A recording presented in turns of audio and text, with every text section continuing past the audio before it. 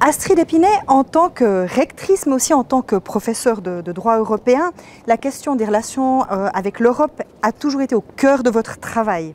Donc ce n'est pas une surprise quand vous m'avez annoncé que votre coup de cœur de l'année 2023, c'était la venue de Maroš Šefčovič, si je le prononce juste, qui est le commissaire européen chargé de la Suisse. Qu'est-ce qui a été dit, selon vous, de si important lors de cette journée de l'Europe ? Alors, ce qui est important, ce n'est pas seulement ce qui a été dit, mais le plus important, c'est ce qu'il est venu. Qu'il est venu à ce moment-là où les pourparlers entre la Suisse et l'Union européenne sur ce qu'on appelle maintenant les bilatérales 3 étaient dans une phase, je dirais, plutôt difficile. Et le fait qu'il soit venu en Suisse et qu'il a aussi rencontré après la conférence à Fribourg le ministre des Affaires étrangères était effectivement aussi je dirais, un signe important pour l'intérêt de l'Union pour ces négociations. Et lors de sa conférence, qui était vraiment intéressant et important, c'était cette bienveillance vers la Suisse, cet intérêt qu'il a aussi démontré pour que les accords puissent se conclure dans un avenir pas trop lointain, et aussi la compréhension pour tout un ensemble de soucis que nous avons en Suisse. Tout en étant, bien entendu, clair, il a joué son rôle, il est aussi vice-président de la Commission. Alors il a défendu bien entendu les intérêts de l'Union, mais de manière très sympathique et très élégante et très bienveillante. À la fin de l'année 2023, il y a un Common Understanding qui a été signé. Est-ce que ça veut dire que maintenant on va vers le beau ? Alors effectivement, c'était un pas important parce que les deux parties se sont mis d'accord sur les bases d'une négociation qui d'ailleurs a commencé au mois de mars de cette année, et les grandes lignes de tels accords, donc il y aurait plusieurs accords dans ces bilatérales 3, ces grandes lignes sont fixées maintenant dans ce Common Understanding. Évidemment, il y a encore du travail à faire parce qu'il faut maintenant traduire ce texte qui est de la prose en un texte de traité, d'accords internationaux. L'université, c'est donc un lieu de recherche, mais c'est aussi un lieu d'enseignement et aussi, on l'a beaucoup vu durant cette dernière année, de discussions, de débats avec beaucoup de parties qui se confrontent, qui discutent ensemble. Et vous vous êtes souvent positionné au cours de cette année sur cette volonté de faire de l'université un lieu de débat, de discussion raisonnée et respectueuse.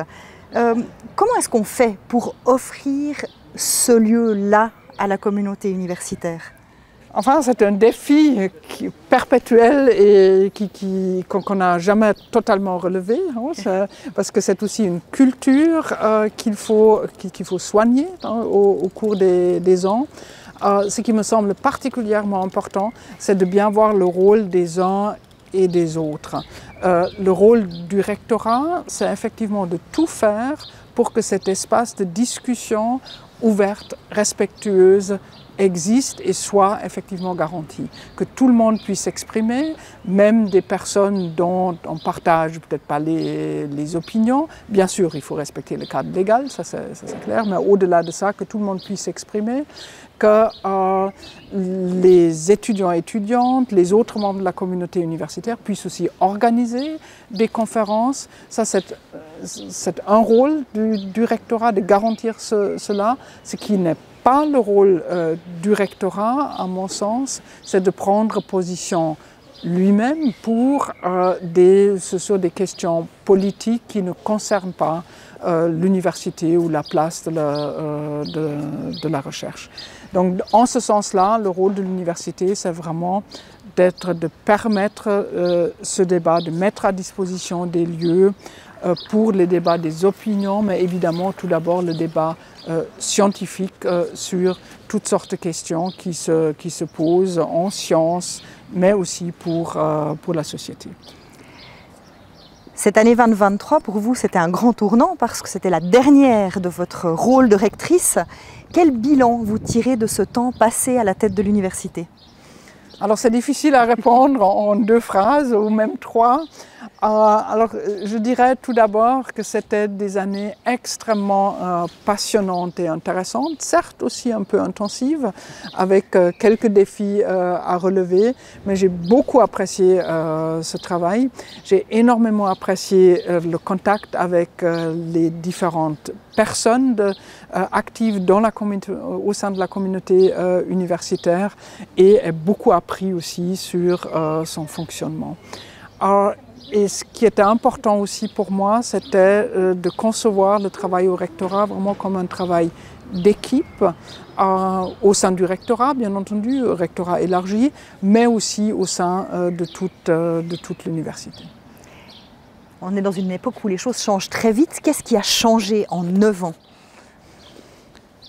Je ne sais pas s'il y a quelque chose de très fondamental qui a changé d'un jour à l'autre, mais je dirais ce qui me frappe le plus, c'est quand même l'idée de concurrence qui vient de plus en plus entre les hautes écoles universitaires, mais aussi entre les hautes écoles tout court. Et je ne suis pas certaine si ce développement est seulement bénéfique à la culture universitaire. Si on doit toujours se démarquer d'une autre institution, c'est peut-être pas ça le but premier. Le but premier, c'est quand même de faire du bon travail scientifique ensemble, d'ailleurs aussi ensemble en partenariat avec les autres universités.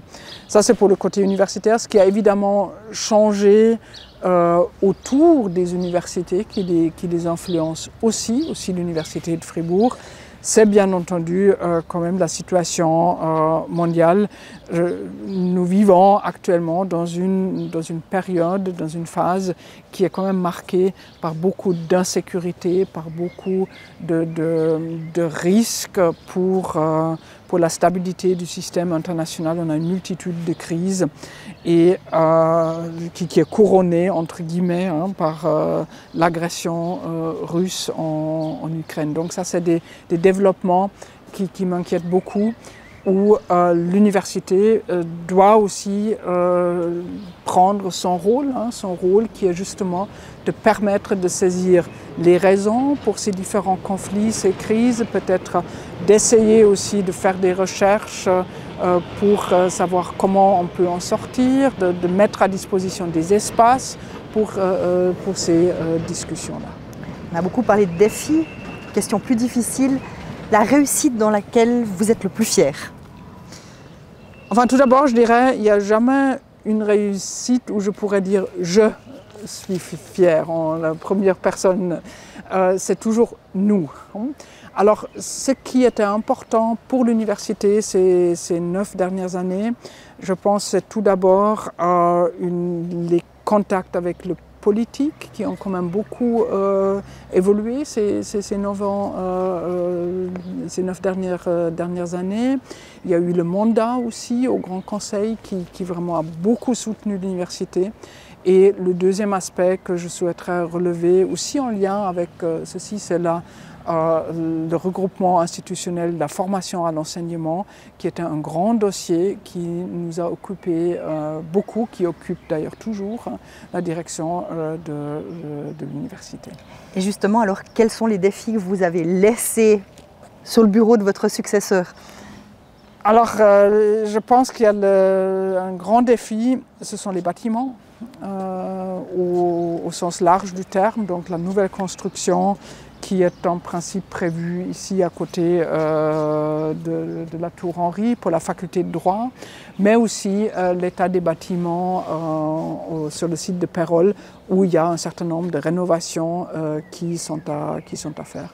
Le deuxième grand défi est certainement ce sont les finances, parce qu'avec le nouvel accord intercantonal, ou donc les autres cantons qui financent leurs étudiants, qui est défavorable aux cantons universitaires, et aussi la situation financière en général, les finances seront toujours un grand défi. Plus léger, un petit mot peut-être personnel, mais je ne suis pas sûre, je crois qu'il est partagé par pas mal de gens. Bon, il y a une chose qui m'a marquée dans votre règne, c'est l'humour avec lequel vous traitez les dossiers, avec lequel vous gérez vos relations aux gens. Est-ce que ça, c'est un point qui est important pour vous? Oui, effectivement, je prends ça, votre question, comme un compliment. C'en était un. Alors effectivement, je crois que d'avoir un peu de distance, même par rapport à des dossiers difficiles et pénibles, ça aide. Et je crois que c'est surtout aussi important de pouvoir parfois aussi sourire de son propre rôle qu'on joue et peut-être de relativiser aussi sa propre importance. Donc je crois que c'est bien pour pouvoir aborder différents défis et la tâche de manière générale, aussi avec satisfaction. Astrid Épinay, merci et puis bon vent pour la suite. Merci beaucoup pour cet entretien, c'était un grand plaisir.